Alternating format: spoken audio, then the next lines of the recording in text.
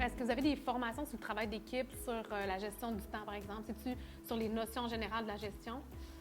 Oui, dans le fond, dans notre université de formation, on est sur le point de lancer nos modules de gestion. On a 12 modules de gestion qui vont de l'accueil, à l'évaluation, la performance, le feedback, etc. Donc, ça, on est sur le point de le lancer, disons, avant la fin du deuxième trimestre 2022. Sur la gestion aussi, on a fait une formation il y a plusieurs années qui est connue sous le nom de la formation des couleurs pour connaître les préférences des gens en termes de communication et tout ça.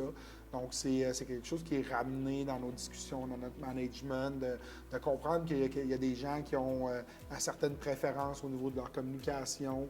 Puis, il faut s'adapter, il faut comprendre que des fois, nos différences vont faire qu'il peut y avoir un problème au niveau de la compréhension de la communication. Oui, tout à fait. C'est dans mes prochaines questions, justement, sur la communication, parce que avec Action Coach, on est bien formé pour encadrer des entrepreneurs qui veulent aller avec des tests psychométriques.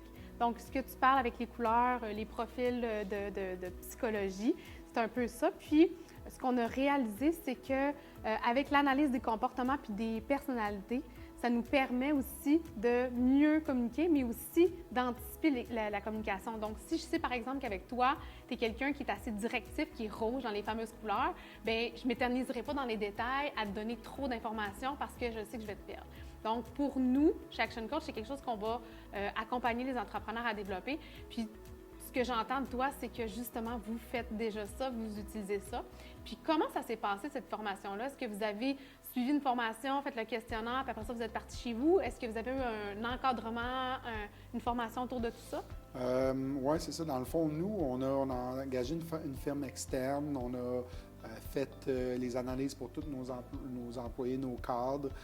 Ensuite, on a fait la formation complète d'une journée. On a fait ça quelques années, une après l'autre. Puis ensuite, on a fait certifier 2 personnes à l'interne pour donner la formation. Puis j'en suis une de celle-là parce que c'est important pour moi d'être proche de l'équipe, de pouvoir leur enseigner des choses. Donc, puis un de mes collègues également. Donc aujourd'hui, une fois par année, on va peut-être commencer à l'introduire à plus d'une fois par année. On fait une formation, on peaufine certaines choses, on rappelle des concepts. Parce que tu peux faire une formation il y a 3 ans, mais si ce n'est pas utilisé au quotidien, c'est inutile. Puis je pense qu'il est important au niveau de l'apprentissage. Puis une chose que moi, personnellement, je prône, c'est que tu peux lire des livres sur les affaires, tu peux écouter des podcasts, tu peux faire 1000 choses. Mais ce qui est important, c'est de les mettre en action aussi.